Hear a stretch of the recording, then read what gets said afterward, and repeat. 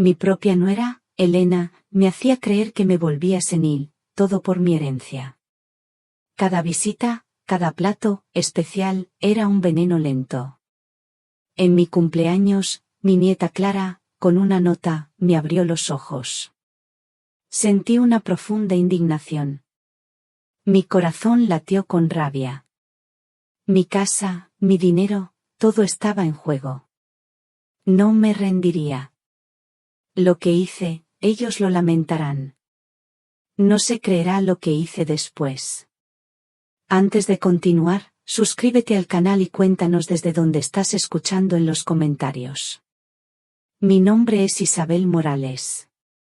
Este año he cumplido 62. Me veo en el espejo cada mañana y me cuesta reconocer a la mujer que me devuelve la mirada. La juventud se ha marchado, sí, pero la vida aún guarda sorpresas, algunas tan amargas que te hacen dudar de todo lo que creías saber. Siempre pensé que con solo criar a mis hijos, verlos volar, mi vida ya no tenía nada más que lamentar. Pero entonces, un día, me di cuenta de que hay cosas que, por mucho que se den, no siempre se devuelven. Ese día era mi cumpleaños. 62. Ricardo, mi hijo, había organizado una pequeña celebración. Íntima, como le gustaba decir a Elena, mi nuera. Solo nosotros 4, Ricardo, Elena, mi nieta Clara, que acaba de cumplir 10 años, y yo. Su casa, como siempre, impecable. Olía a pollo asado y a la tarta de chocolate que tanto me gusta. Todo parecía normal. Una tarde soleada de primavera en Madrid, con la luz dorada entrando por los ventanales. Risas, conversaciones sobre el trabajo de Ricardo, las clases de Clara. ¿Quién podría haber imaginado que esa tarde se convertiría en el principio del fin? Estábamos a punto de cantar el cumpleaños feliz. Ricardo había traído una bandeja con 4 magdalenas de chocolate. Una de ellas, la mía, llevaba una pequeña corona de azúcar. Un detalle dulce, pensé. Elena la había colocado con una sonrisa. Una de esas sonrisas suyas, sí.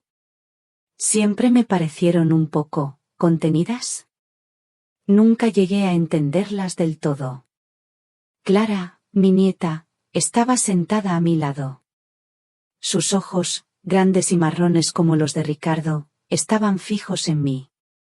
Desde que llegué, había notado algo diferente en ella. Estaba tensa, casi asustada. Me esquivaba la mirada. Pensé que quizás había tenido algún problema en el colegio, o una pequeña discusión familiar. Los niños a menudo cargan con mundos enteros de preocupación que los adultos no llegamos a imaginar. Empezaron a cantar. Cumpleaños feliz, te deseamos a ti. Las voces de Ricardo y Elena se alzaron, llenando la sala. En ese instante, con todos distraídos, Clara hizo un movimiento. Tan rápido, tan discreto, que solo yo lo sentí. Un pequeño trozo de papel se deslizó en mi mano. Cerré el puño instintivamente. Ella me miró. Sus ojos suplicaban. Imploraban que la entendiera. Luego, volvió a cantar, con una voz forzadamente animada. Mi corazón se aceleró.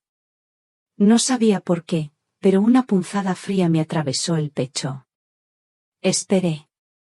Esperé a que Ricardo fuera a buscar la cámara de fotos. Esperé a que Elena se levantara para ir a la cocina, quizás a buscar los platos para las magdalenas.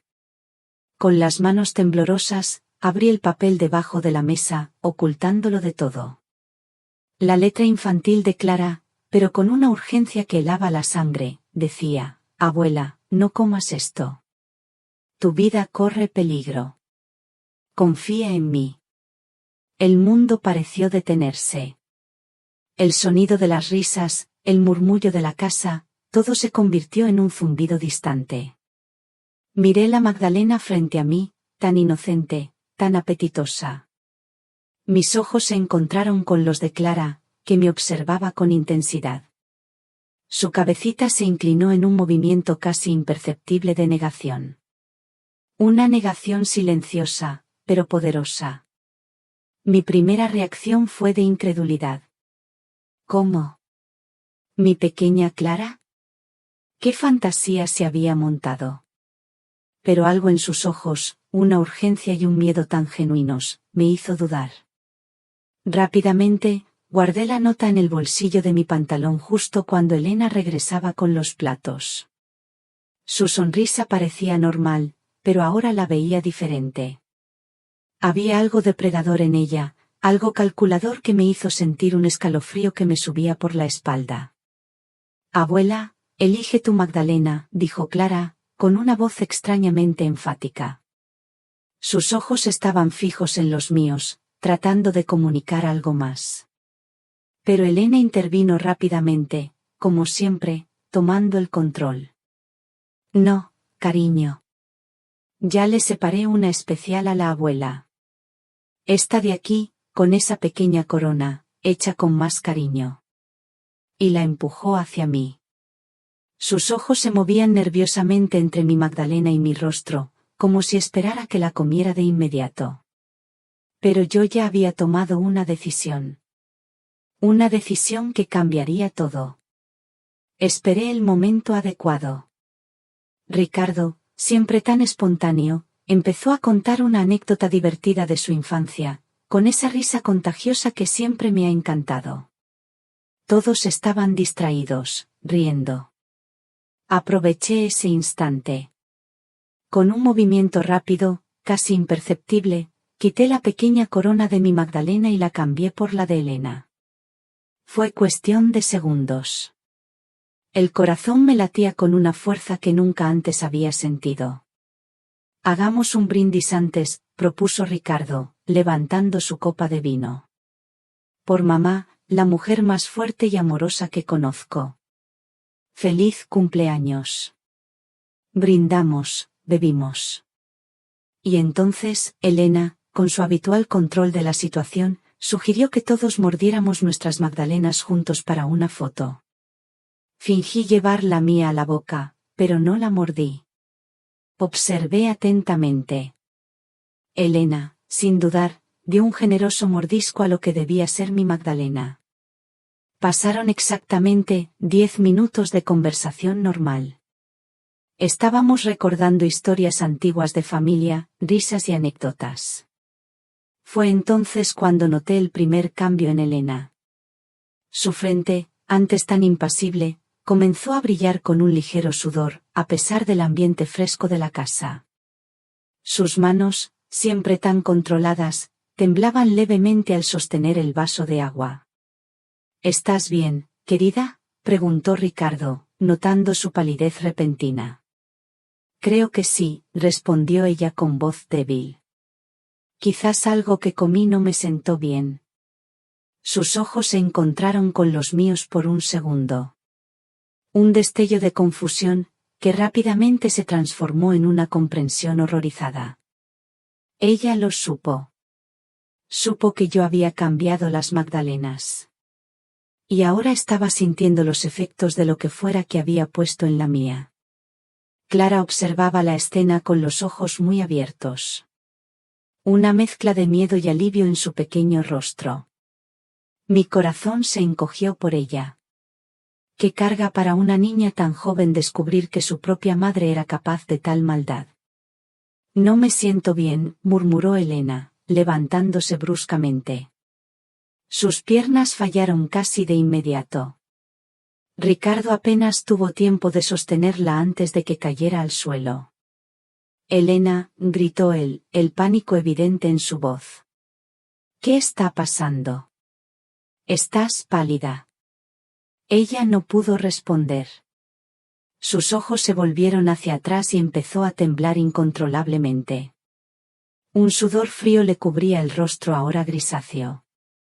Llama a una ambulancia, ordené, manteniendo la calma a pesar del caos interior que sentía. Ahora, Ricardo. Mientras mi hijo corría al teléfono, me arrodillé al lado de Elena.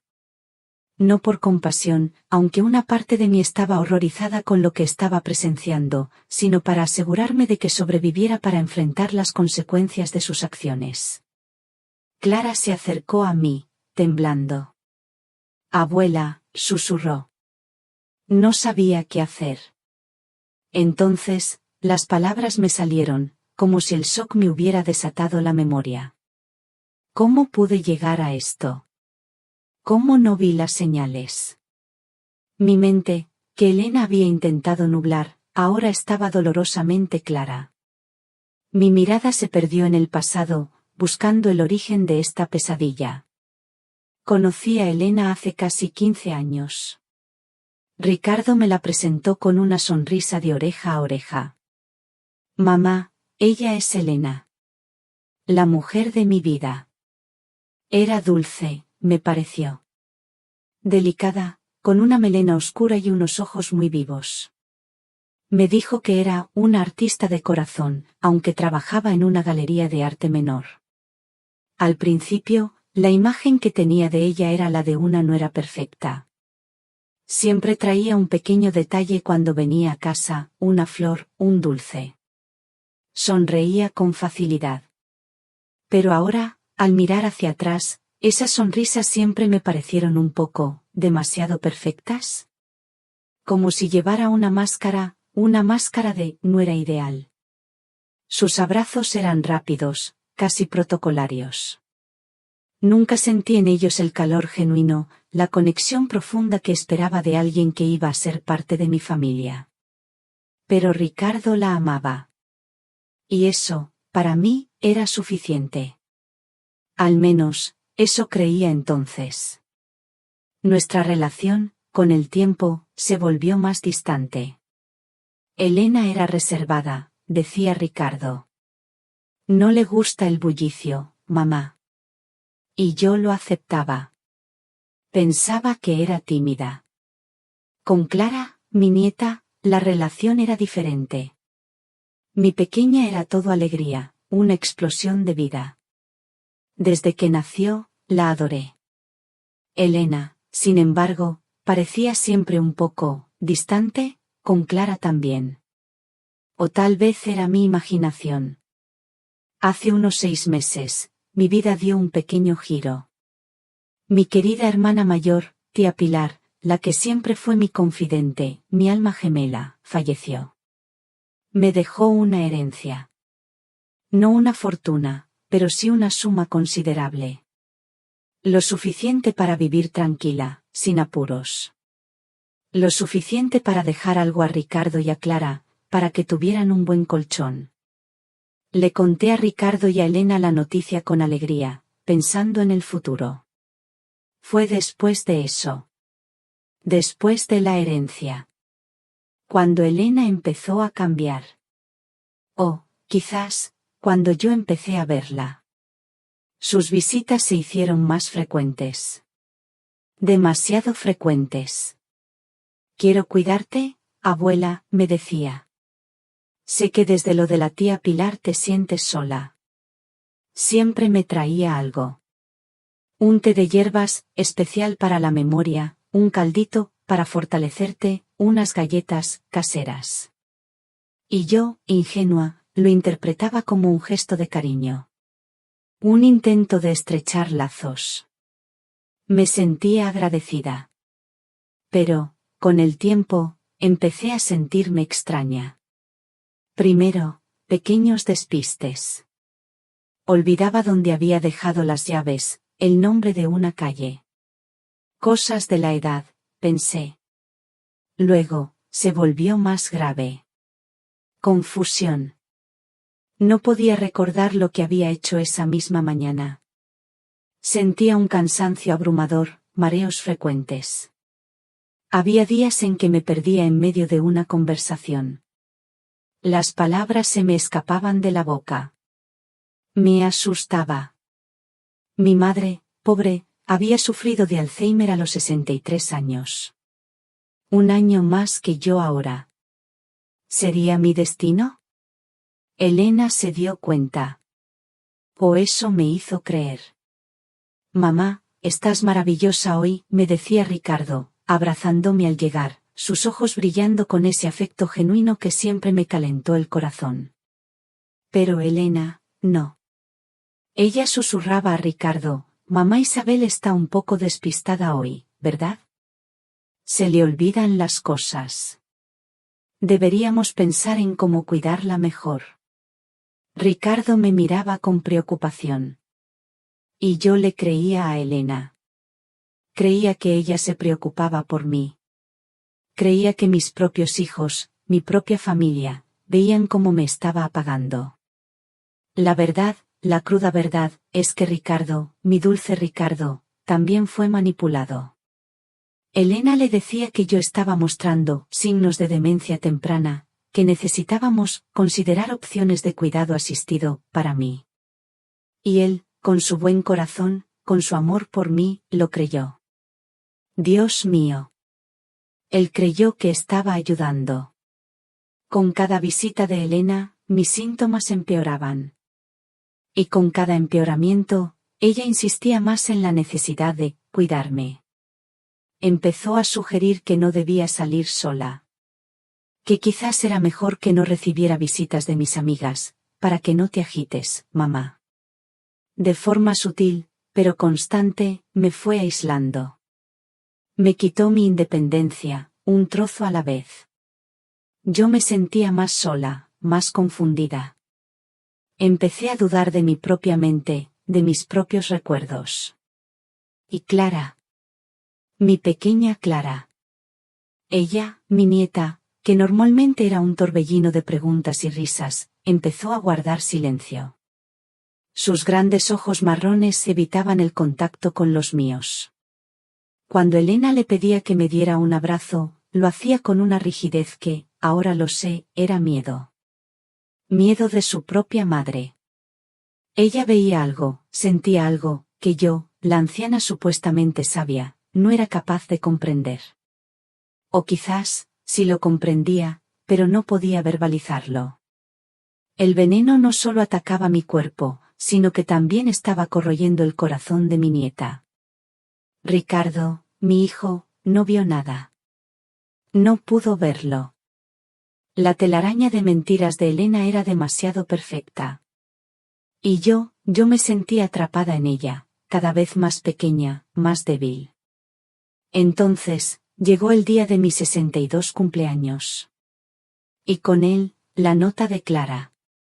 Un pequeño trozo de papel que, sin saberlo, había empezado a romper las cadenas invisibles con las que Elena me tenía atada.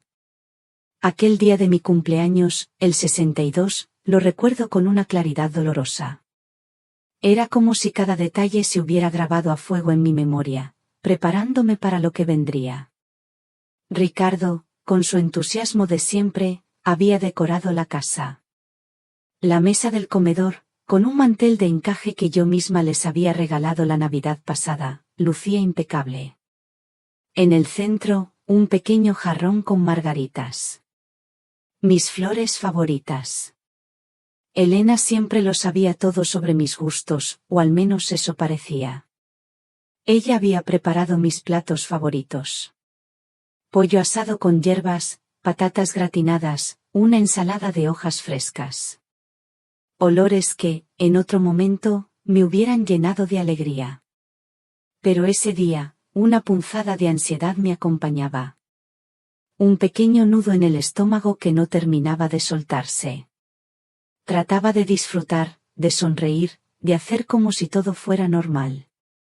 Pero esa sensación de que algo no encajaba, esa sensación no me abandonaba. Durante la cena, Elena hablaba poco. Eso no era inusual. Siempre la consideré una mujer más reservada.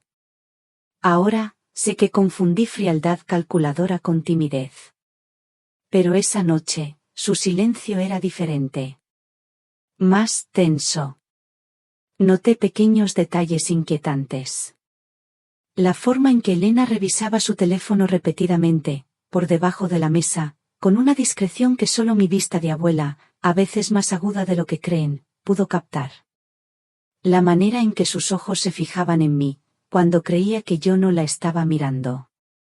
Eran miradas rápidas, penetrantes, como si estuviera calculando algo. O esperando algo. Y luego, los intercambios de miradas con Ricardo. Miradas que parecían llevar mensajes que yo no podía descifrar. Mensajes que, ahora lo entiendo, eran instrucciones, comprobaciones.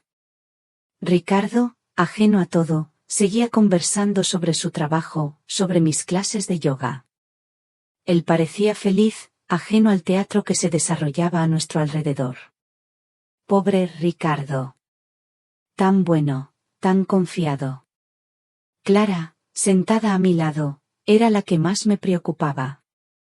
Mi nieta, que normalmente no paraba de hablar, esa noche estaba callada. Demasiado callada. Sus ojos grandes y marrones, que siempre buscaban los míos con cariño, esa noche los evitaban. La notaba tensa, casi asustada. Cuando Elena, con esa voz dulce pero firme que a veces usaba, le pidió que me diera un abrazo de cumpleaños, Clara lo hizo con una rigidez que me intrigó. Un abrazo corto, sin calor. Como si no quisiera tocarme, o como si tuviera miedo de que la vieran hacerlo. Atribuí su comportamiento a alguna rabieta infantil, a un problema en el colegio. Qué equivocada estaba. Después de la comida, Ricardo anunció con alegría, es hora de las magdalenas y el cumpleaños feliz. Mi corazón dio un vuelco. Elena trajo la bandeja. No era un pastel grande, sino varias magdalenas. Y una, la mía, la especial, tenía una pequeña corona encima. Pensé que el gesto era conmovedor. Pero una voz interior, esa voz pequeña y sabia que a veces ignoramos, se preguntó, ¿por qué no hay velas para soplar, Isabel? Empezamos a cantar. Las voces se mezclaron, la de Ricardo entusiasta, la de Elena más controlada, la de Clara forzadamente alegre. En ese momento de distracción, Clara hizo su movimiento. Sentí el pequeño trozo de papel deslizarse en mi mano. Tan discreto, tan rápido, que ni Ricardo ni Elena se dieron cuenta. Clara me lanzó una mirada intensa, casi implorativa, antes de volver a cantar con una voz que, aunque forzada, resonaba con un coraje inmenso. Con el corazón acelerado, sin saber por qué, mantuve el papel cerrado en mi mano. Esperé. Esperé hasta que Ricardo se levantó para ir a buscar la cámara de fotos. Esperé a que Elena fuera a la cocina, supuestamente a buscar los platos para servir las magdalenas. Con manos temblorosas, desdoblé el papel por debajo de la mesa, manteniéndolo escondido de todos. El mensaje, escrito con la letra infantil pero urgente de Clara, decía, abuela, no comas esto. Tu vida corre peligro. Confía en mí. Su letra parecía desesperada, como si lo hubiera escrito a toda prisa. El mundo pareció detenerse. El sonido de todo a mi alrededor se convirtió en un zumbido distante. Miré la Magdalena frente a mí. Tan inocente. Tan tentadora. Mis ojos se encontraron con los de Clara, que me observaba con intensidad, su pequeña cabeza inclinándose en un movimiento casi imperceptible de negación. Mi primera reacción, insisto, fue de incredulidad. Seguramente mi nieta estaba imaginando cosas. Pero algo en los ojos de Clara, una urgencia y un miedo tan genuinos, me hizo dudar. Rápidamente guardé la nota en el bolsillo de mi pantalón cuando Elena regresó con los platos. Su sonrisa parecía normal, pero ahora la veía diferente. Había algo depredador en ella, algo calculador que me hizo sentir un escalofrío en la espalda. Abuela, elige tu Magdalena, dijo Clara con una voz extrañamente enfática. Sus ojos estaban fijos en los míos, tratando de comunicar algo más. Elena intervino rápidamente. No, querida. Ya le separé una especial a la abuela. Esta de aquí, con esa pequeña corona, hecha con más cariño. Ella empujó la Magdalena hacia mí. Sus ojos se movían nerviosamente entre mi Magdalena y mi rostro, como si estuviera esperando que la comiera. Pero yo esperé el momento adecuado. Y tomé una decisión. Una decisión que cambiaría todo. Aproveché un momento en que todos estaban distraídos con una historia divertida que Ricardo contaba, con su risa contagiosa llenando la sala. Discretamente, quité la pequeña corona de mi Magdalena y la cambié por la de Elena.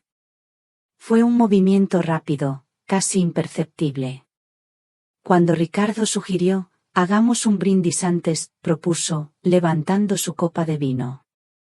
Por mamá, la mujer más fuerte y amorosa que conozco. ¡Feliz cumpleaños! Brindamos. Bebimos. Y entonces, Elena sugirió que todos mordiéramos nuestras magdalenas juntos para tomar una foto. Fingí llevar la mía a la boca, pero no la mordí. Observé atentamente mientras Elena, sin sospechar, le daba un generoso mordisco a lo que debía ser mi Magdalena. El tiempo pareció detenerse. 10 minutos. 10 minutos de conversación normal. Recordando historias antiguas. Y entonces, sí. Fue entonces cuando la sombra comenzó a caer. Sobre ella. Si usted, que me escucha, ha llegado hasta aquí, le pido un pequeño favor. Ayúdeme a comentar el número 1 aquí abajo, en los comentarios. Así sabré que todavía hay amigos acompañándome en este viaje.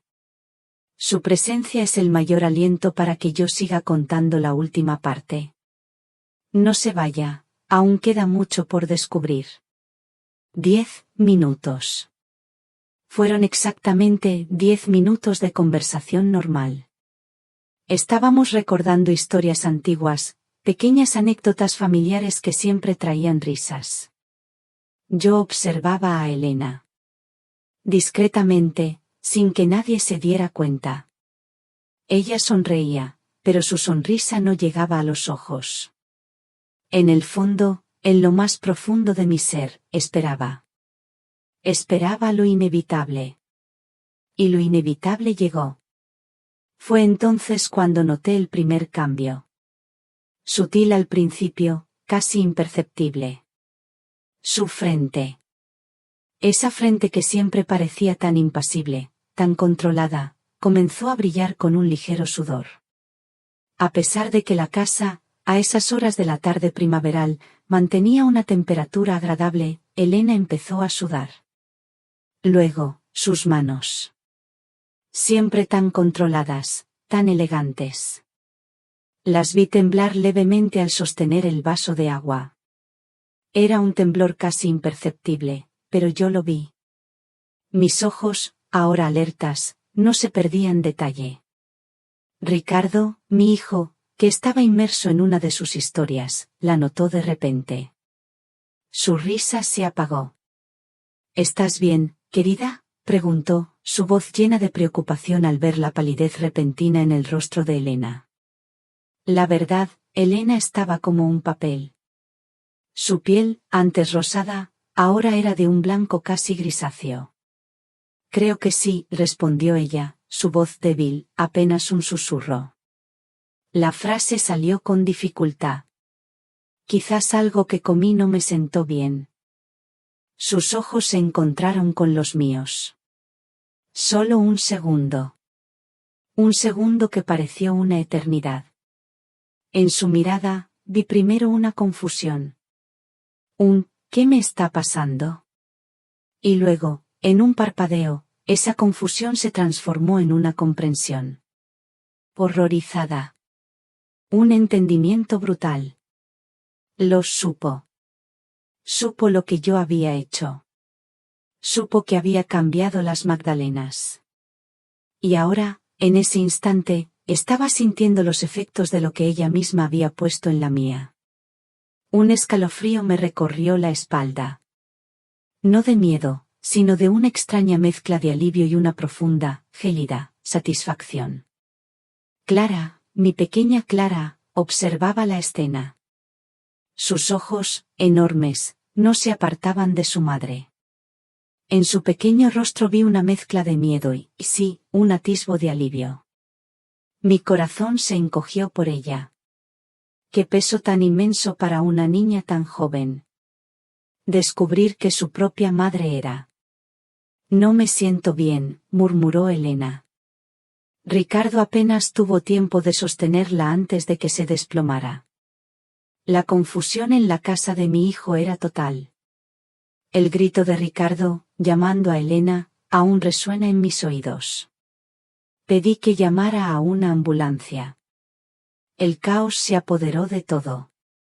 Mientras Ricardo corría al teléfono, me arrodillé junto a Elena. No por pena, en ese momento. Era una mezcla de horror por lo que veía y la necesidad fría de que ella sobreviviera. Para que pudiera enfrentar lo que había hecho. Clara se acercó a mí, temblando. Abuela, susurró.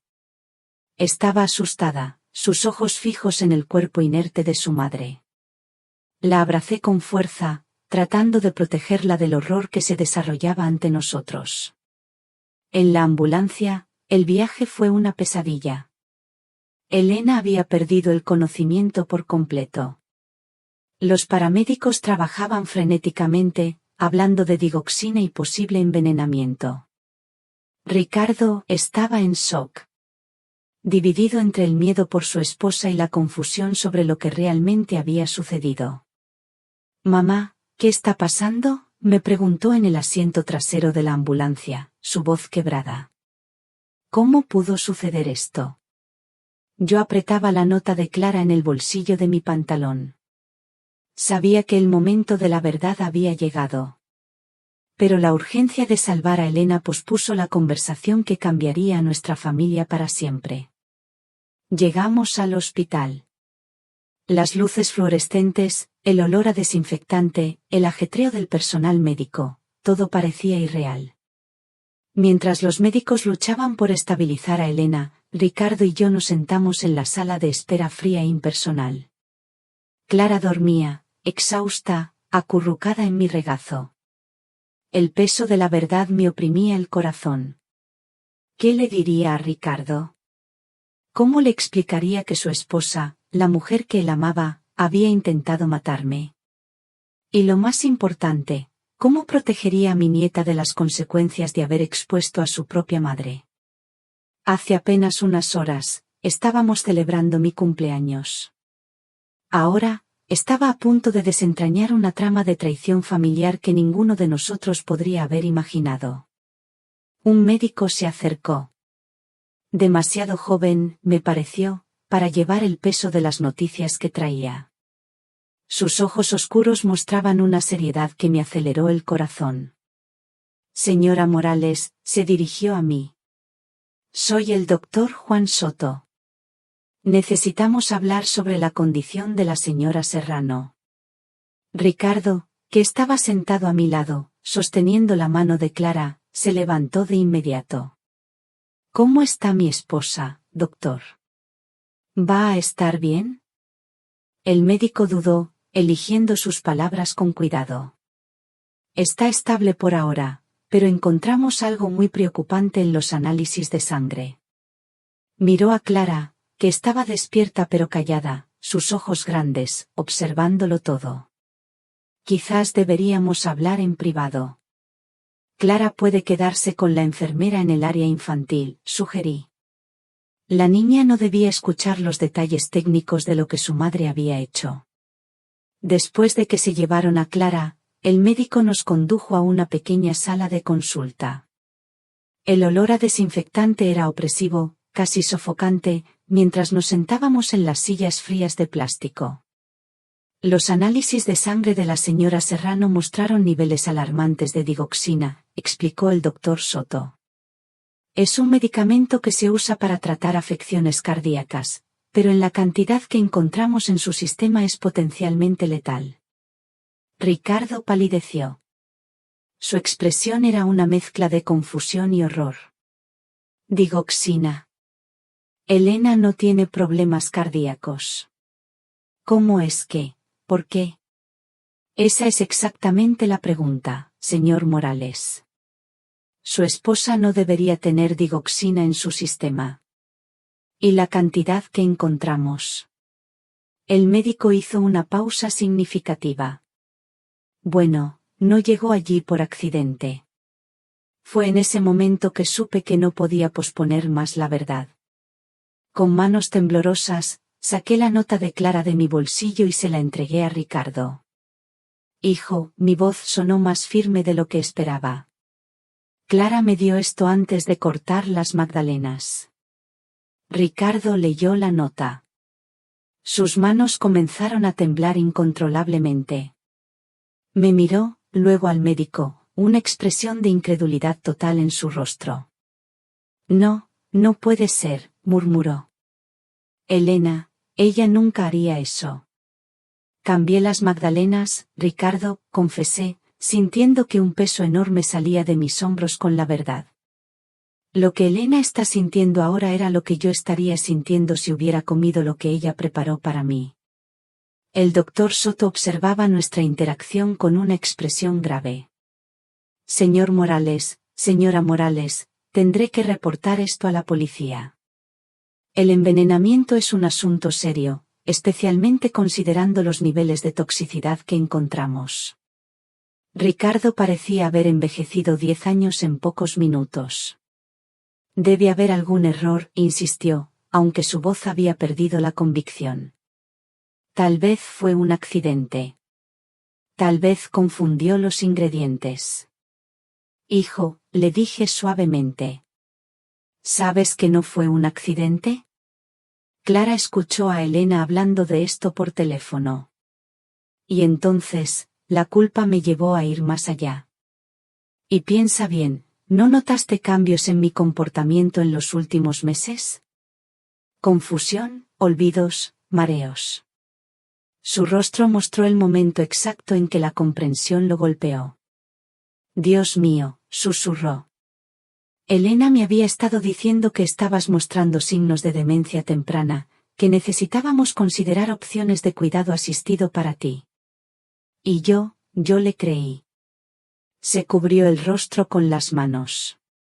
El doctor Soto intervino con suavidad. Señor Morales, nos gustaría hacerle análisis de sangre a su madre también. Si su esposa ha estado administrándole digoxina a la señora Morales por algún tiempo, necesitamos evaluar los daños potenciales en su corazón. Acepté de inmediato. Justo en ese instante, la puerta se abrió. Una mujer de mediana edad, con una mirada penetrante pero amable, entró, seguida por un oficial uniformado. Señora Morales, señor Morales, soy la inspectora Carmen Ramos. Necesitamos hablar sobre lo que sucedió hoy. La presión, la realidad de la situación, se volvió abrumadora. Clara, que había sido traída de vuelta por una enfermera, corrió a mi lado. Abuela, susurró, aferrándose a mí. Escuché a mamá hablando por teléfono anoche. Dijo que había conseguido un medicamento fuerte para el corazón. Y que lo iba a poner en tu magdalena especial. Dijo que nadie sospecharía, porque ya estabas olvidando las cosas. Llenaron de lágrimas. Sabía que estaba mal. Mamá siempre me enseñó que envenenar está mal. En las historias, solo los villanos envenenan a las personas. Abracé a mi nieta con fuerza, protegiéndola del horror que se desarrollaba frente a nosotros. Hiciste lo correcto, mi amor. Salvaste mi vida. Aquí está la parte 6 de la historia, siguiendo todas las directrices. Parte 6. Secretos aterradores. Las horas que siguieron a la llegada de la inspectora Carmen Ramos fueron un torbellino. Declaraciones. Más análisis de sangre. Y un interrogatorio que se extendió hasta bien entrada la noche. La inspectora Ramos, una mujer de mediana edad con ojos agudos y una presencia imponente, era meticulosa. Y lo más importante, era compasiva, especialmente al hablar con Clara. Mi nieta. Mi pequeña salvadora. Clara, valiente más allá de sus 10 años, contó cómo se había despertado la noche anterior con sed. Había escuchado a su madre, Elena, hablando por teléfono en la cocina. Estaba hablando de la abuela, explicó Clara, su vocecita temblando ligeramente. Dijo que había conseguido un medicamento fuerte que haría que pareciera natural. Que la abuela ya estaba mostrando signos de confusión y nadie sospecharía. Sus ojos se llenaron de lágrimas. Sabía que estaba mal. Mamá siempre me enseñó que envenenar está mal. En las historias, solo los villanos envenenan a las personas. La sencillez moral de una niña de 10 años contrastaba dolorosamente con la complejidad de la traición adulta. Mientras Clara hablaba, yo sostenía su mano, maravillada con su valentía, con su claridad de pensamiento. Los resultados de mis análisis de sangre llegaron esa misma noche. Confirmaron nuestras sospechas. Había rastros de digoxina en mi sistema. No lo suficiente para ser fatal, no en ese momento, pero indicando claramente que había estado siendo envenenada gradualmente durante semanas, tal vez meses. El envenenamiento crónico con digoxina puede causar confusión, problemas de memoria, fatiga, explicó el doctor Juan Soto. Síntomas fácilmente atribuibles a la edad o demencia temprana, especialmente por familiares sin entrenamiento médico. Todo encajaba. La niebla que cubría mi mente no era la vejez. Era veneno. Un veneno lento, sutil, diseñado para borrarme de la existencia. La inspectora Ramos tomó notas detalladas. Luego, se volvió hacia Ricardo. Señor Morales, ¿su esposa alguna vez sugirió cambios en el testamento o en las finanzas de su madre? Ricardo parecía destrozado al responder. Me dolía verlo así. Sí, hace 2 semanas. Logró que mi madre firmara un poder. Un poder que me daba control sobre sus finanzas en caso de que su condición empeorara. Yo pensé que estábamos ayudando. Su voz era un hilo de arrepentimiento. ¿Y dónde están esos documentos ahora?, preguntó la inspectora. En nuestra caja fuerte en casa, respondió Ricardo. Junto con los otros documentos importantes de la familia. La inspectora le pidió a Ricardo que recuperara esos papeles lo antes posible. Necesitaremos investigar cuándo fueron redactados y quién los preparó. Los documentos obtenidos bajo falsas premisas o coerción son legalmente inválidos. Al día siguiente, la policía, con una orden judicial, registró la casa de Ricardo y Elena. Yo los acompañé. Entrar de nuevo en esa casa. Esa casa que yo había visto decorar, donde habíamos celebrado tantas Navidades, tantos cumpleaños. Ahora se sentía contaminada. Como si cada rincón ocultara una mentira. Un veneno invisible. Sentí una náusea profunda al pensar que Elena había planeado mi muerte bajo ese mismo techo, mientras yo compartía con ella mis recetas de cocina o le enseñaba a Clara a tejer.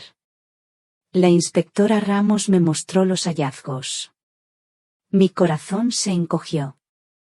En el ordenador de Elena, habían recuperado búsquedas extensas. Buscaba sobre el envenenamiento por digoxina, los síntomas de demencia, y cómo falsificar documentos legales. Era todo tan frío. Tan calculado. No había un ápice de emoción en esas búsquedas. Solo la eficiencia de una mente perversa. Pero lo más perturbador, lo que me revolvió el estómago con una mezcla de ira y asco, fueron los correos electrónicos. Intercambiados con un hombre llamado Miguel Ángel. Un supuesto exnovio con quien Elena había mantenido contacto. En esos mensajes, Elena discutía abiertamente sus planes. Con una frialdad que aún hoy me eriza la piel. La vieja no durará más de 2 meses. Ya conseguí el poder. Cuando la internen por demencia, venderemos la casa y seremos libres. Leí aquello y sentí un escalofrío. Libres. Para ella, mi existencia era una prisión de la que necesitaba escapar. En otros mensajes, detallaba cómo estaba aumentando gradualmente las dosis de digoxina, quejándose de que yo era más resistente de lo que esperaba. Más resistente. Como si yo fuera un insecto, y ella, la que aplicaba el veneno. Cuando la inspectora me mostró estas evidencias, sentí una náusea profunda. No solo por el horror de lo que se había planeado, sino por la frialdad calculadora con la que Elena había orquestado todo. ¿Cómo podía alguien reducir a otro ser humano? Alguien con quien compartió comidas. Celebró cumpleaños. Construyó recuerdos. A nada más que un obstáculo a ser eliminado. Es más común de lo que imagina, dijo la inspectora, notando mi conmoción. Tenemos casos de envenenamiento por familiares casi todos los meses. Generalmente es por dinero. A veces por venganza. Lo que hace que el caso de Elena sea inusual es el nivel de planificación. Y su paciencia. Ricardo, sentado a mi lado, escuchaba todo. Cada palabra de la inspectora. Cada correo electrónico que ella leía. Él estaba completamente destrozado.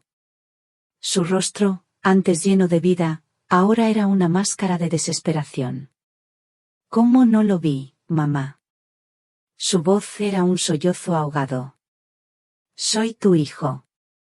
Debí protegerte. En cambio, yo estaba planeando internarte en un asilo. Porque creía que te estabas volviendo senil. Se cubrió el rostro con las manos. Se deslizó por la pared, hasta el suelo.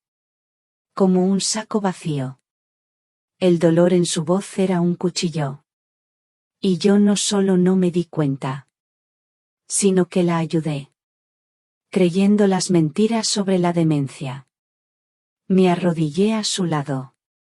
El dolor en mis viejas rodillas ya no importaba. Sostuve su rostro entre mis manos. Hijo, le dije, mi voz intentando ser firme, ser un ancla para él. No tenías forma de saberlo. Elena es manipuladora. Es lo que hace. Nos engañó a todos. Nos engañó a Ricardo. Y nos engañó a mí. Nos engañó con tanta maestría que ni siquiera los que estábamos más cerca pudimos ver la oscuridad que llevaba dentro. La inspectora Ramos se acercó. Amablemente, le ofreció pañuelos a Ricardo. Señor Morales, dijo con suavidad. Las personas como su esposa son expertas en manipulación. Construyen mentiras tan convincentes que incluso los profesionales entrenados pueden ser engañados. No se culpe. Pero yo sabía que la culpa de Ricardo no se iría fácilmente. La traición deja cicatrices. Y las cicatrices de la manipulación familiar son de las más profundas. Salimos de la comisaría, donde Ricardo y yo habíamos pasado horas declarando, con el alma exhausta. Elena, según nos informaron, había sido trasladada del hospital a prisión tan pronto como su estado de salud lo permitió. Acusada formalmente de intento de homicidio premeditado. El impacto de esa palabra, prisión, era un eco frío en mi mente. Pero el verdadero peso, el verdadero dolor, lo sentía por Clara. Mi nieta. Mi pequeña valiente. La inspectora Ramos, con su mirada atenta, se había acercado a nosotros. Señor Morales, dijo con voz suave, la niña ha demostrado una entereza increíble, pero esto es mucho para una pequeña de 10 años. Sugiero que un asistente social la acompañe durante su estancia con nosotros. Y que consideren un apoyo psicológico. Así fue como conocimos a Marta Ruiz, una asistente social con una sonrisa cálida y ojos comprensivos. Ella se encargó de Clara durante el tiempo que estuvimos en la comisaría. Pero el momento más duro llegó cuando Elena fue trasladada. Clara, a pesar de nuestros esfuerzos por protegerla, vio a su madre esposada, siendo escoltada por 2 agentes. No hubo gritos, no hubo reproches de Elena. Solo un silencio frío y la imagen de su madre desvaneciéndose. Clara se aferró a Ricardo, llorando sin consuelo. Un llanto silencioso, ahogado, que me rompía el alma. Era el sonido de la inocencia rota. Esa noche, ninguno de nosotros regresó a casa. Ni a la mía, ni a la de Ricardo y Elena. Ricardo no quería volver a esa casa, ahora manchada por la traición. Y yo, sinceramente, tampoco. Nos quedamos en un hotel cerca del hospital. Una habitación grande, impersonal.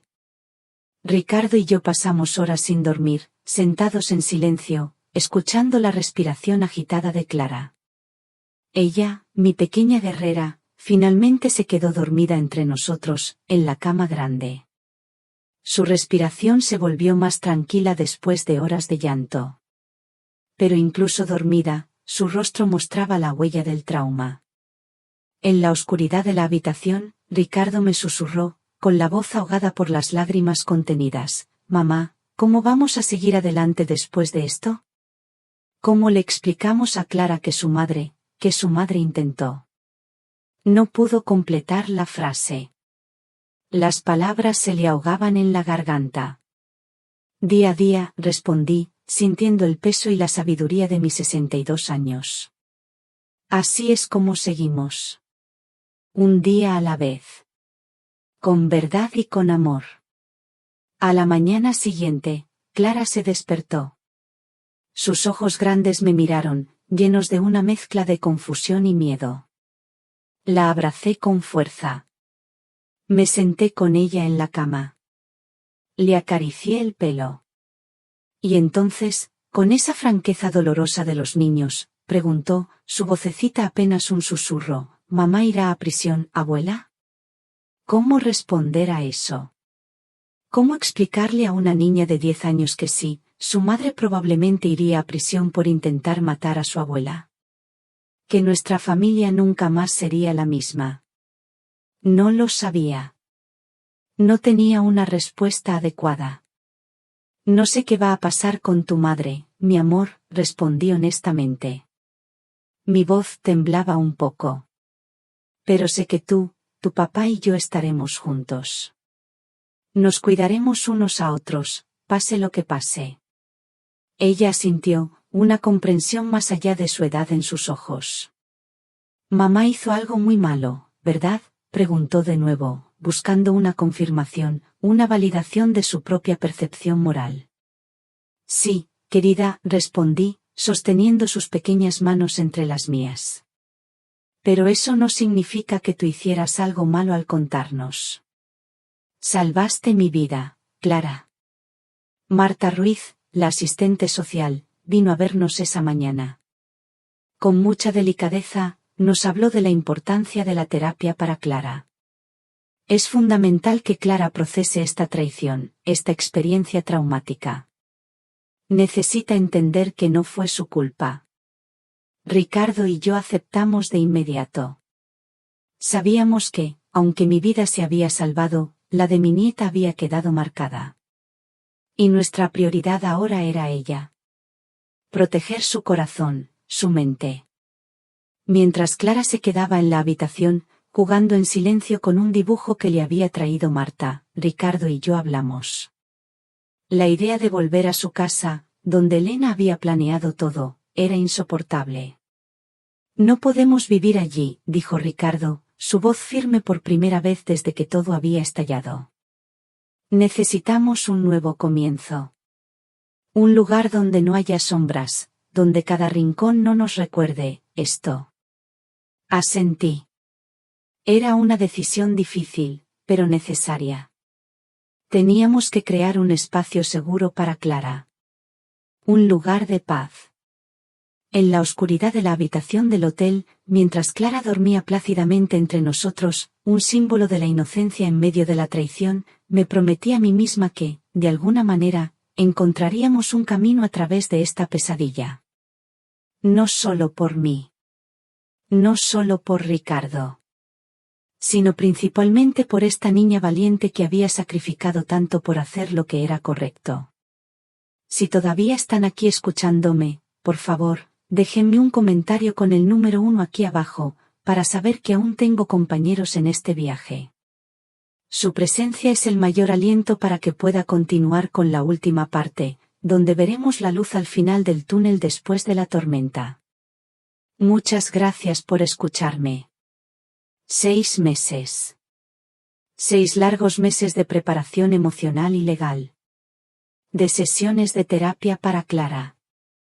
De noches de insomnio para Ricardo y para mí. 6 meses de intentar reconstruir nuestra pequeña familia de los escombros de la traición. El juicio de Elena comenzó en un imponente edificio de piedra gris.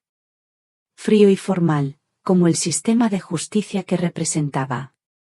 Me senté en la primera fila, con Ricardo a mi lado y Clara entre nosotros. Todos vestíamos de manera formal, con expresiones solemnes.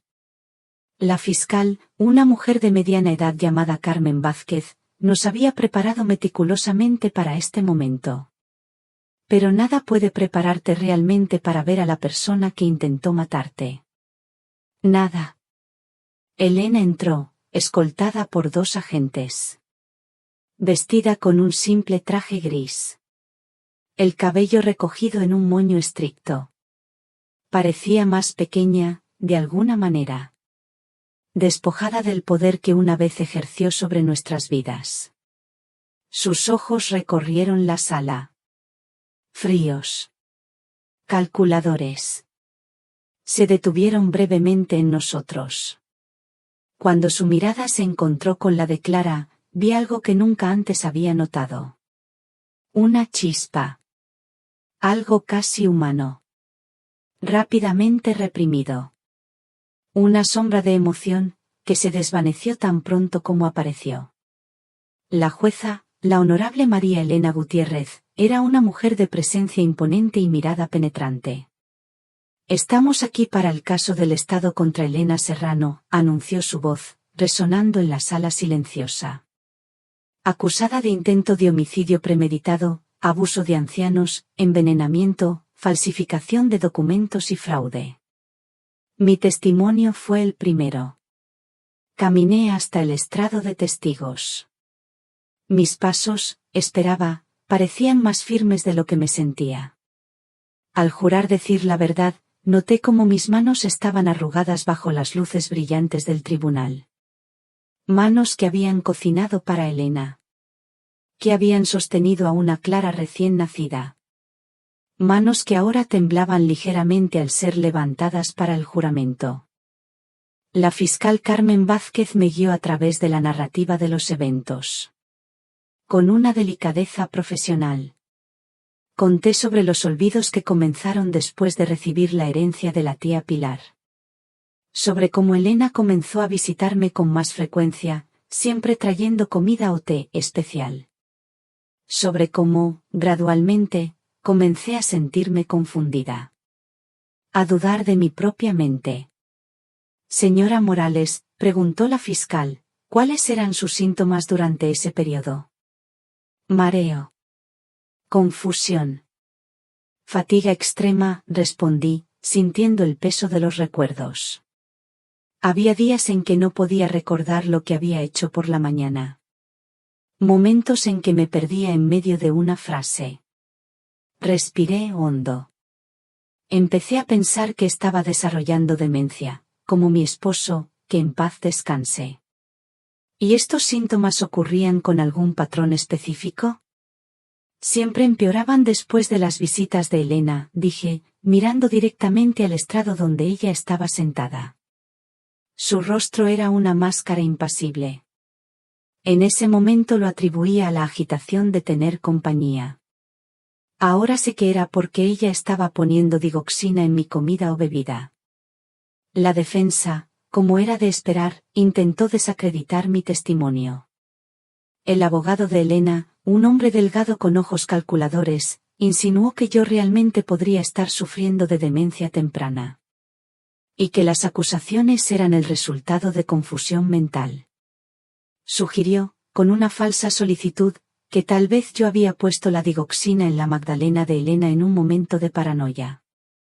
Señora Morales, preguntó, ¿no es cierto que su propia madre fue diagnosticada con Alzheimer a los 63 años? Solo un año más que su edad actual. Mantuve la compostura. Aunque sentí que mi rostro se calentaba de indignación. Mi madre tuvo Alzheimer, sí. Pero a diferencia de su condición, mis síntomas comenzaron y se detuvieron de acuerdo con la presencia de su clienta en mi vida. Y curiosamente desaparecieron por completo después de mi envenenado cumpleaños. Las palabras salieron con una firmeza que me sorprendió a mí misma. Los resultados de mis análisis médicos hablaron por sí solos. Los informes toxicológicos mostraron claramente la presencia de digoxina en mi sistema. No en niveles letales en ese momento, pero consistentes con un envenenamiento crónico.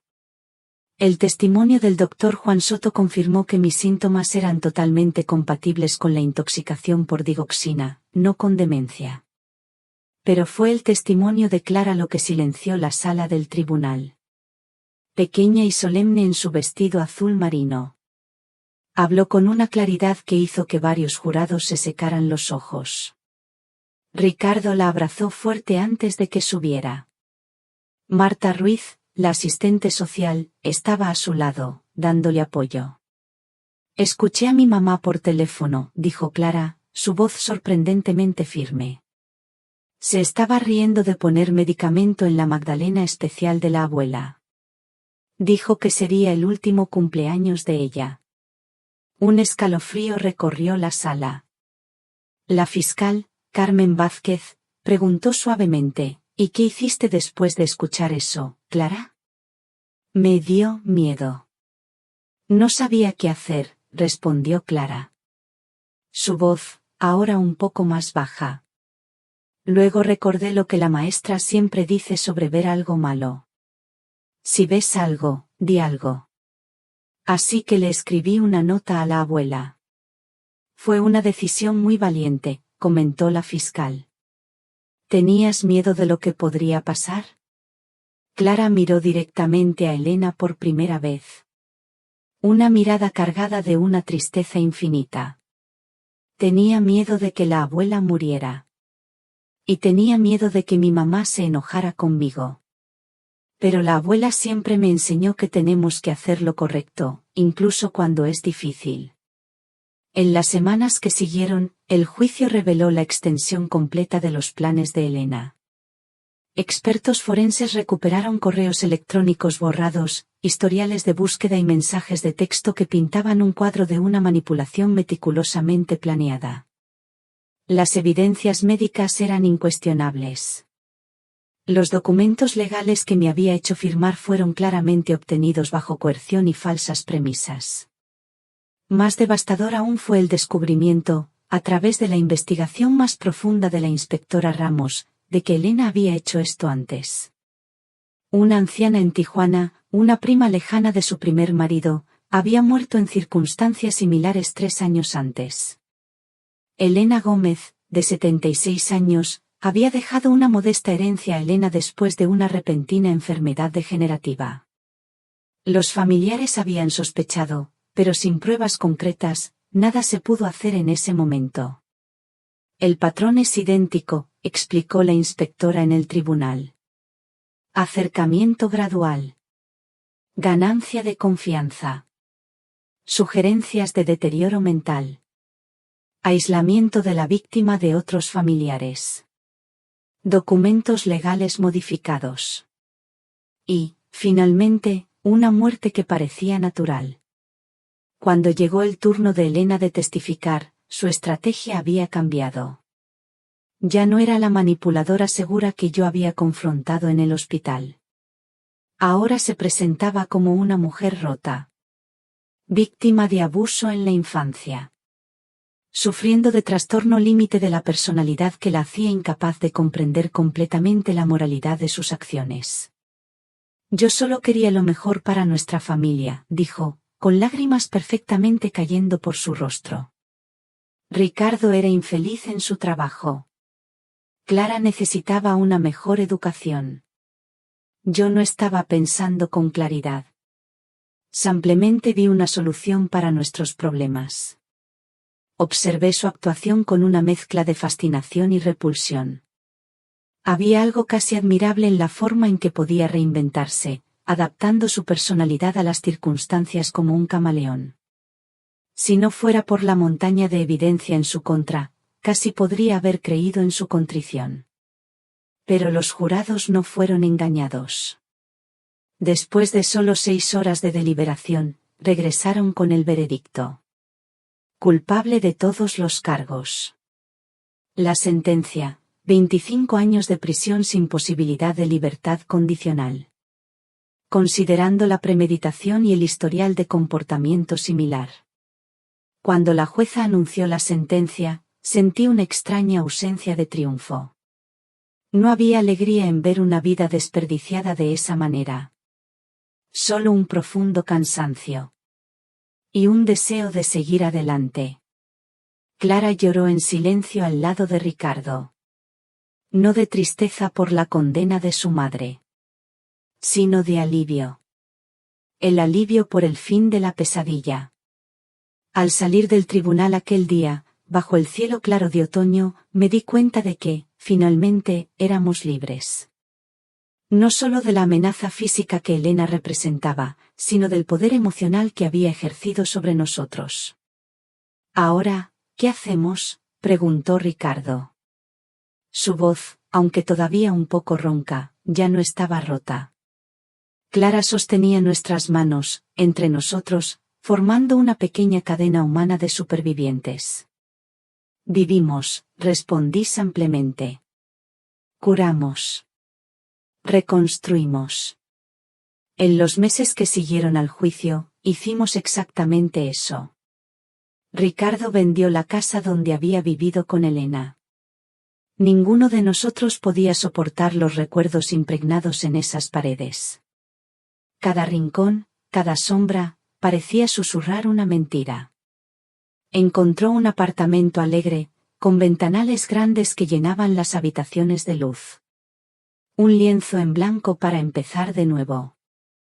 Yo también hice cambios. Vendí mi antigua casa, esa que había sido mi hogar durante tantos años. Estaba llena de recuerdos, sí, pero ahora muchos de ellos estaban manchados por la manipulación, por la tristeza que Elena había sembrado. Compré una pequeña casa de 2 habitaciones, no muy lejos del apartamento de Ricardo. Tenía un patio trasero. Pequeño, pero suficiente para lo que quería hacer. Planté un jardín. Algo que siempre quise hacer, pero nunca había encontrado tiempo o energía. Había algo profundamente terapéutico en hundir las manos en la tierra. En nutrir vida nueva, después de haber estado tan cerca de la muerte. Cada semilla que plantaba era una pequeña promesa. Clara también hizo cambios. Cambió de escuela. Un nuevo comienzo. Un lugar donde no sería la niña cuya madre intentó matar a su abuela. Al principio, le costó. Tuvo miedo. Pero con la ayuda de la terapia y el amor incondicional de Ricardo y mío, poco a poco fue floreciendo. Su risa, antes apagada, volvió a llenar los espacios. Sus ojos, que habían visto tanto dolor, volvieron a brillar con la chispa de la infancia. Ricardo tuvo que sanar muchas heridas. La culpa. La ceguera. La traición. Noches y noches de conversaciones. Lágrimas. Silencios. Le dije 1 y 1000 veces que no fue su culpa. Que Elena era una experta en manipular. Que todos caímos. Que él, con su buen corazón, fue el más vulnerable a sus mentiras. Poco a poco, muy poco a poco, empezó a perdonarse a sí mismo. Fue entonces cuando Laura García entró en nuestras vidas. Ricardo la conoció en un congreso sobre seguros, pero ella era profesora de literatura en la universidad local. Una mujer de risa fácil. ojos amables. Entró en nuestras vidas como una brisa fresca después de una tormenta. Al principio, Ricardo estaba reacio. Llevaba el peso de la culpa y el miedo. «¿Y si no puedo ver las señales de nuevo, mamá?», me confesó una noche. «¿Y si mi juicio está permanentemente comprometido?». «Hijo», respondí, sosteniendo sus manos. «Lo que sucedió no fue un fallo de tu juicio. Fue el resultado de la habilidad excepcional de Elena para manipular y engañar. Y ahora todos nosotros tenemos detectores de mentiras más agudos». Cuando Laura vino a cenar a mi casa por primera vez, la observé. Con ojos entrenados por la amarga experiencia. Donde Elena había mostrado sonrisas calculadas e interés superficial, Laura ofrecía risas genuinas y curiosidad sincera. Hablaba de libros, de poesía, de sus alumnos con una pasión que era contagiosa. Donde Elena había aislado a Ricardo de mí, Laura incentivaba nuestra relación, sugiriendo a menudo actividades para los tres. Y pronto, para los cuatro, incluyéndola a ella. Clara, al principio cautelosa con esta nueva figura en la vida de su padre, gradualmente bajó sus defensas. Se dio cuenta de que Laura no tenía interés en reemplazar a nadie. Ni a su madre biológica, ni la relación especial que tenía conmigo.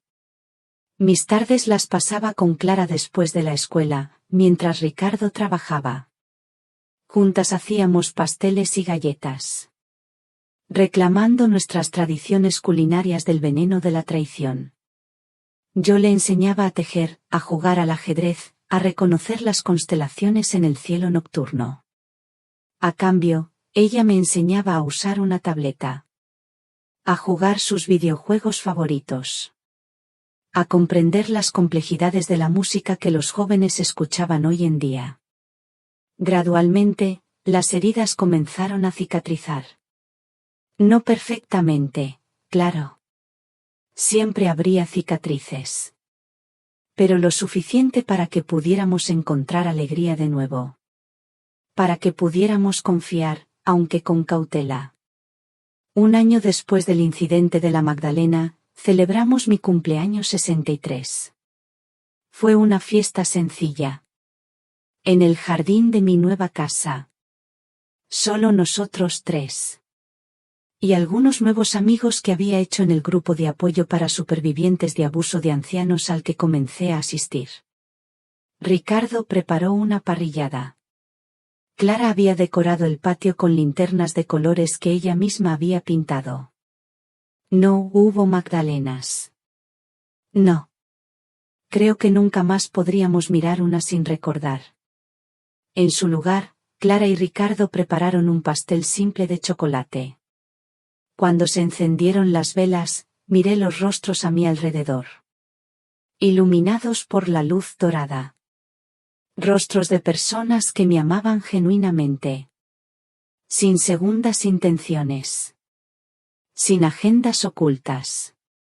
Pide un deseo, abuela, dijo Clara, sus ojos brillando. Cerré los ojos. Y deseé lo que ya habíamos comenzado a construir.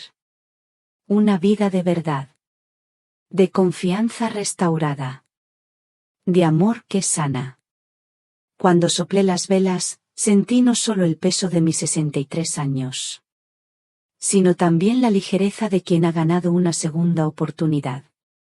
Aquí está la parte 10, el capítulo final de nuestra historia, conforme a todas las directrices establecidas en el 15H NAM. Parte 10, un nuevo amanecer y lecciones eternas. Han pasado 3 años desde aquel cumpleaños, que casi fue el último. Hoy, a mis 65 años, me encuentro reflexionando sobre todo lo que ha cambiado. Y todo lo que he aprendido sobre la confianza, la traición. Y, sorprendentemente, el perdón. La vida continúa. Siempre. Ricardo encontró un nuevo amor. Laura es profesora de literatura en la universidad local. Una mujer de risa fácil. Ojos amables. Entró en nuestras vidas como una brisa fresca después de una tormenta. Al principio, Ricardo estaba reacio, sí. Llevaba el peso de la culpa y el miedo, como una armadura invisible. ¿Y si no puedo ver las señales de nuevo, mamá?, me confesó una noche, su voz apenas un susurro. ¿Y si mi juicio está permanentemente comprometido? Hijo, respondí, sosteniendo sus manos, ya no las mías, las temblorosas. Lo que sucedió no fue un fallo de tu juicio. Fue el resultado de la habilidad excepcional de Elena para manipular y engañar. Y ahora, todos nosotros, tenemos detectores de mentiras más agudos. Cuando Laura vino a cenar a mi casa por primera vez, la observé. Con ojos entrenados por la amarga experiencia. Donde Elena había mostrado sonrisas calculadas e interés superficial, Laura ofrecía risas genuinas y curiosidad sincera. Hablaba de libros, de poesía, de sus alumnos con una pasión que era contagiosa. Donde Elena había aislado a Ricardo de mí, Laura incentivaba nuestra relación, sugiriendo a menudo actividades para los tres. Y pronto, para los cuatro, incluyéndola a ella. Clara, al principio cautelosa con esta nueva figura materna, gradualmente bajó sus defensas. Se dio cuenta de que Laura no tenía interés en reemplazar a nadie. Ni a su madre biológica. Ni la relación especial que tenía conmigo. Clara, ahora de 13 años, floreció bajo el cuidado constante de su padre y mi amor incondicional. La terapia la ayudó mucho. La ayudó a procesar la traición de su madre. A entender que no había sido su culpa. Tomaste la decisión más valiente y correcta posible, le aseguró su terapeuta, una y otra vez. Salvaste a tu abuela. Y ayudaste a tu madre a enfrentar las consecuencias de sus elecciones. Aún hay días difíciles, por supuesto. Días en que Clara regresa de la escuela con ojos rojos. Porque algún niño cruel mencionó a su madre asesina. Días en que se pregunta si ella también podría volverse como Elena. Un miedo que abordamos de inmediato. Con amor. Y con terapia. La bondad no es solo algo con lo que nacemos, le expliqué durante una de esas crisis. También es una elección que hacemos todos los días. Y tú, mi querida, haces esa elección constantemente. La vida de Elena en prisión sigue siendo una presencia periférica en nuestras vidas. Escribe cartas ocasionalmente. A Ricardo. A Clara. Incluso a mí. Las primeras eran manipuladoras. Llenas de autovictimización. Intentos sutiles de sembrar discordia. Tu padre nunca te cuenta la verdad completa, Clara, escribió una vez. Pregúntale sobre nuestra cuenta bancaria secreta. No había cuenta secreta. Solo otro intento de crear desconfianza. Con el tiempo, cuando sus manipulaciones no obtuvieron respuesta, las cartas se volvieron más honestas. O al menos, tan honestas como alguien como Elena puede ser. No sé por qué hice lo que hice, escribió en su carta más reciente. Hay algo roto en mí que no puedo arreglar. Ricardo lee las cartas. Responde ocasionalmente. Con actualizaciones simples sobre la vida de Clara. Pero mantiene límites firmes. Clara, después de una cuidadosa consideración y discusiones con su terapeuta, decidió no leer las cartas de su madre. Quizás cuando sea mayor. Cuando se sienta emocionalmente preparada. Yo, sorprendentemente, respondí a una de las cartas de Elena.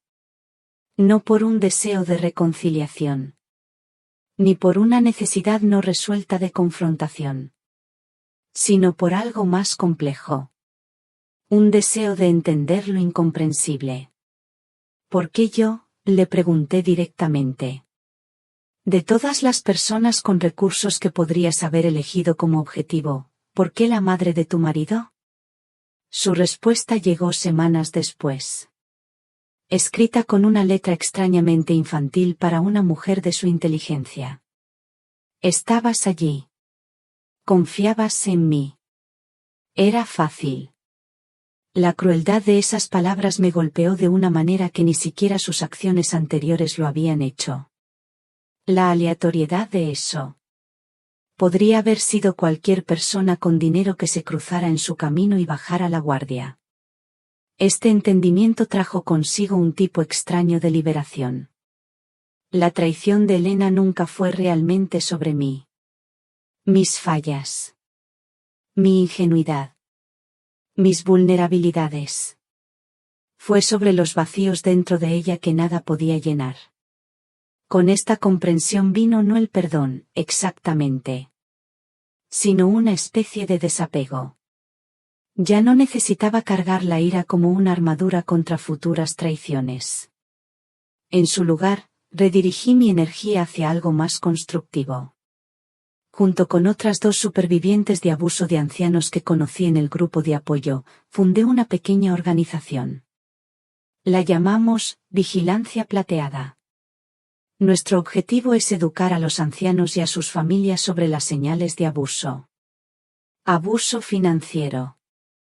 Abuso físico. Especialmente cuando proviene de personas cercanas. De confianza. Visitamos centros comunitarios. Residencias asistidas. Grupos de jubilados. Compartimos nuestras historias. Proporcionamos recursos concretos. El aislamiento es la primera táctica, explicamos. Si alguien está tratando de limitar su acceso a otros seres queridos o amigos, eso es una señal de alerta.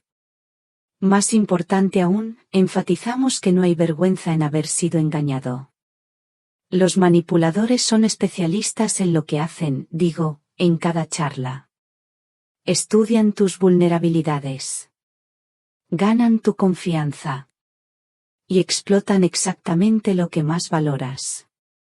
A menudo, tu amor por tu familia. Nuestro trabajo generó un interés inesperado de los medios locales. Un periódico hizo un reportaje sobre nosotros. Lo que llevó a una entrevista en la televisión. De repente, estaba recibiendo correos electrónicos y llamadas de personas de todo el país que habían pasado por experiencias similares. O que sospechaban que algo andaba mal en sus familias. Mi nuera insiste en que me estoy volviendo confusa, escribió una mujer de 78 años. Pero solo me siento así después de que ella me trae su té especial.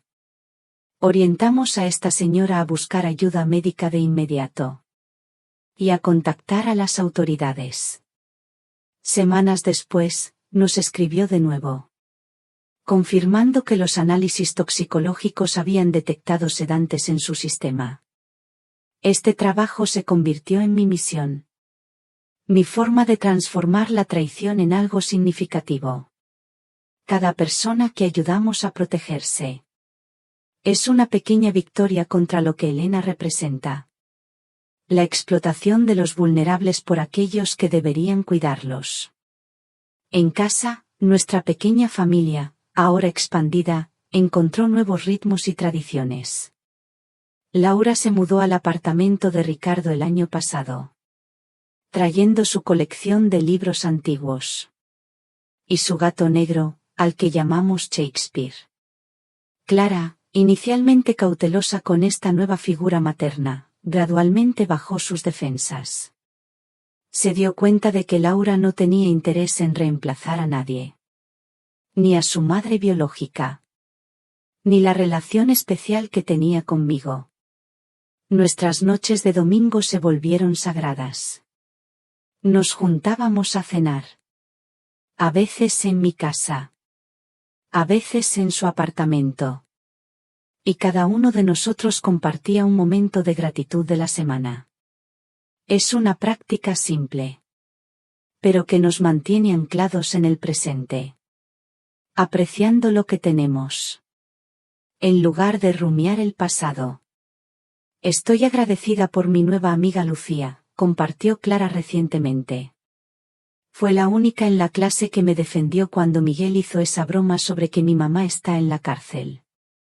Estoy agradecido por tu fuerza, Clara, dijo Ricardo, sus ojos brillando de orgullo. Me enseñas todos los días lo que significa tener coraje. Estoy agradecida por estos momentos, agregó Laura. Por esta familia que me ha acogido con tanto amor. Cuando llegó mi turno, miré los rostros alrededor de la mesa. Mi hijo, que había encontrado la fuerza para confiar de nuevo. Mi nieta, cuya valentía a los 10 años había salvado mi vida. Y Laura, que entró en nuestra familia rota con nada más que amor genuino.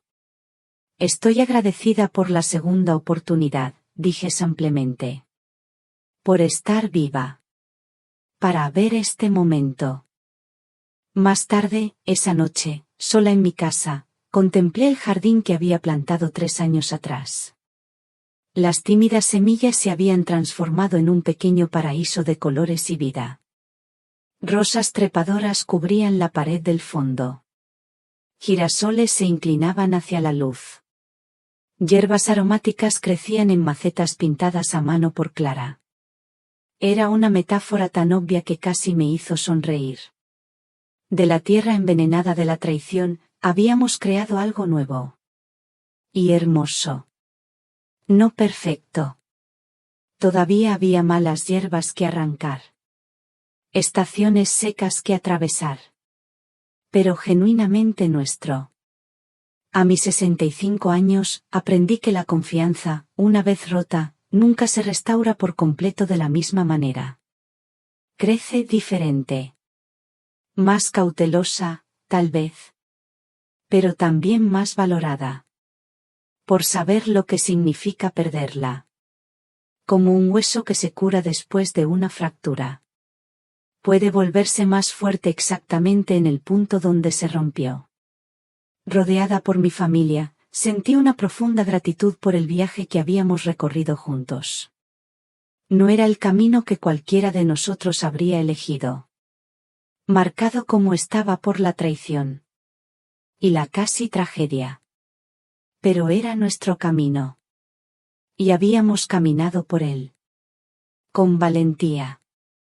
Con amor. Con una determinación que nos sorprendió a todos. 5 años después de la Magdalena que casi me quita la vida, ya no me defino como una víctima.